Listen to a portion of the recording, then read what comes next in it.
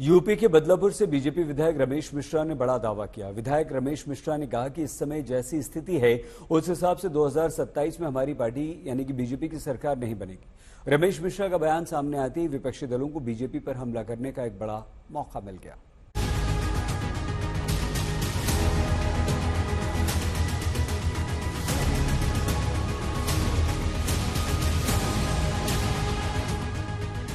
लोकसभा के चुनावी नतीजों के बाद से यूपी के सियासी गलियारों में उठी हलचल थम नहीं रही है। बीजेपी लगातार चुनावी नतीजों की समीक्षा में जुटी है। जमीनी स्तर पर भी खराब प्रदर्शन की वजहों की पड़ताल कर रही है।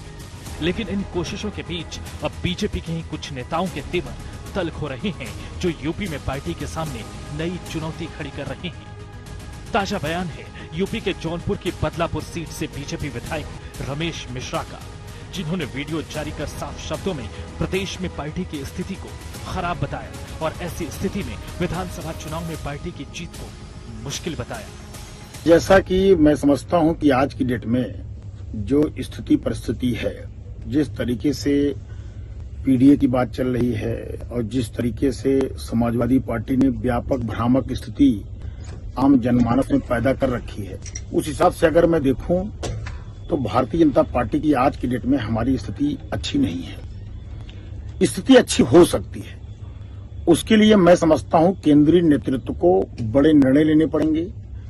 केंद्रीय नेतृत्व को जो है कहीं न कहीं उत्तर प्रदेश के चुनाव पे पूरी तरीके से फोकस करना पड़ेगा। भारतीय जनता पार्टी के एक एक कार्यकर्ता को, एक एक जनप्रतिनिधि को मन से लगना पड़ेगा, तभी हम 27 में सरकार पुनः बना सकते हैं। नहीं तो आज की जो स्थिति है उस स्थिति के हिसाब से हमारी सरकार बहुत ही स्थिति खराब है। हमारी सरकार बनने की स्थिति आज के डेट में नहीं दिखाई पड़ रही है। बीजेपी विधायक रमेश मिश्रा के बयान ने पार्टी और संगठन को असहज स्थिति में ला दिया है। साथ ही विपक्षी नेताओं को यूपी सरकार पर हमले का बड़ा मौका दे दिया है।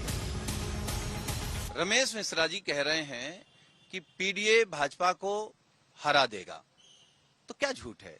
इसी पीडीए ने भाजपा को 2024 में हाफ किया है। यही पीडीए 2027 में भाजपा को साफ करेगा। जब जिस तरीके से चीजें आ रही हैं उस तरीके से तो अब असंतोष की शुरुआत भर है। अभी तो ये और बढ़ेगा और लगातार समाज के आखिरी वर्ग तक बढ़ेगा। हालांकि रमेश मिश्रा पहले नेता नहीं हैं जिन्होंने पार्टी को सचेत करने की कोशिश की है।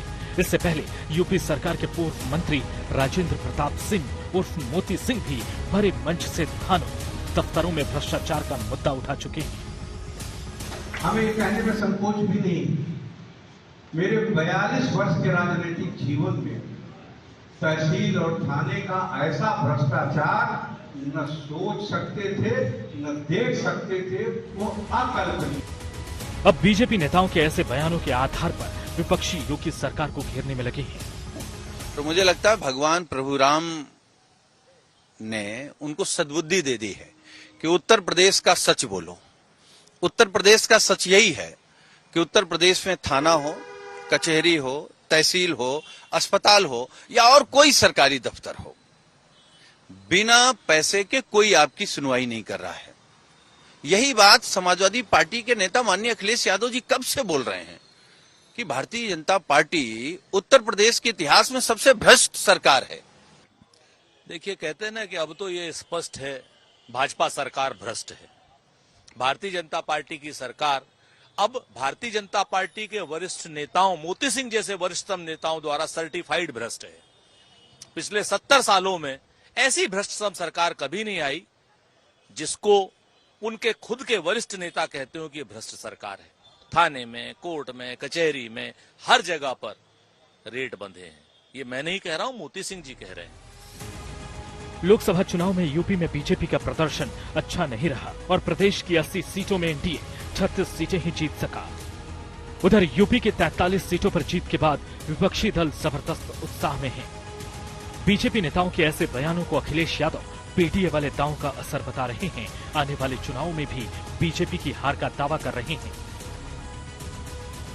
बीजेपी की आम जनता का शोषण करने वाली, समाज को तोड़ने वाली नकारात्मक राजनीति के पास एनडीए की पॉजिटिव पॉलिटिक्स का कोई जवाब नहीं है। इसलिए बीजेपी के अपने ही लोगों में हड़बड़ाहट है। पीडीए ही बीजेपी के अंदर बाहर भगदड़ का कारण बन रहा है। बीजेपी के तथाकथित सहयोगी किसी बहाने से बीजेपी से बाहर आना चाहते हैं या वैचारिक दूरी दिखाना चाहते हैं। कोई चिट्ठी को माध्यम बना रहा है, कोई अपनी नाराजगी भरे बयान को, और कोई अंदरूनी जनप्रतिनिधि ऐसे किसी वीडियो को। भाजपाई खेमे की चिंता सिर्फ यूपी के 2027 के चुनाव हारने की ही नहीं है, बल्कि भविष्य का हर चुनाव हारने की है। आने वाले समय में यूपी में 10 सीटों पर उपचुनाव होने हैं। लोकसभा चुनाव के नतीजों के बाद से ये चुनाव बीजेपी के लिए बेहद अहम है, लेकिन उपचुनावों से ठीक पहले पार्टी नेताओं के ऐसे बयानों से चुनावी चुनौती बढ़नी भी तय है। लखनऊ से संतोष शर्मा के साथ आज तक।